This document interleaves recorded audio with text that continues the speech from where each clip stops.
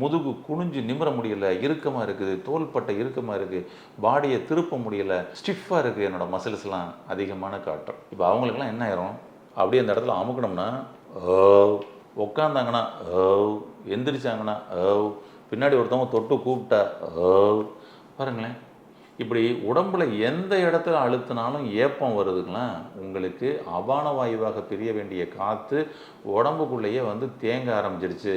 இன்னும் கேஸ் வேற உருவாகிக்கிட்டே இருக்குது. அவங்க சொல்லுவாங்க, ஐயோ அப்படி எப்படி தான் எவ்வளவு தான் இந்த காற்று உருவாகுங்கன்ற அளவுக்கு இவ்வளவு காற்று வெளியே போகுது, இன்னும் உருவாகிட்டே இருக்குது அப்படின்ற மாதிரி அளவுக்கு உருவாகிற இடத்த நம்ம வந்து சரி பண்ணி ஆகணும். ஸ்மால் இன்டெஸ்டைனை சீர் பண்ணி ஆகணும். கான்ஸ்டிபேஷனை சரி பண்ணி ஆகணும்.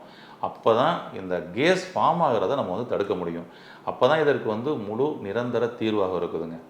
இன்றைக்கி இதற்கு நிறைய நம்ம சிகிச்சைகள் பண்ணுவாங்க நம்ம இதில். அதுக்கப்புறம் சில மெடிசன்ஸ்லாம் கொடுப்பாங்க. பட் ஆனால் ஒரு டிப்ஸ் ஒன்று கொடுப்பாங்க. அந்த டிப்ஸை உங்களுக்கு சொல்கிறேன், ட்ரை பண்ணி பாருங்கள். வீட்டிலிருந்தே இந்த ஒரு டிப்ஸை நீங்கள் பயன்படுத்தினா உங்கள் உடம்பில் இருக்கக்கூடிய வாயு காற்று கழிவுகள் அதிகமான தேக்கத்தை வெளியேற்ற முடியும். ஃபஸ்ட்டு ஒரு டைம் சாப்பிடும் பொழுதே உங்களுக்கு தெரியும். அதை நீங்கள் ஒரு நாளைக்கு காலை மாலை இரவுன்னு 3 வேளைக்கு எடுத்துக்கோங்க. ஒரு ஜூஸ், என்ன ஜூஸ் அப்படின்னு சொல்லி சொன்னோம்னா, 1 டம்ளர் சுடு தண்ணி எடுத்துக்கோங்க. இந்த 1 டம்ளர் சுடு தண்ணியில் அரை எலும்புச்சம்பழம் புழிஞ்சிக்குங்க. ஒரு 1/4 ஸ்பூன் வந்து பார்த்திங்கன்னா அப்படியே ஒரு சால்ட் போட்டுக்குங்க. அவ்வளோதான்.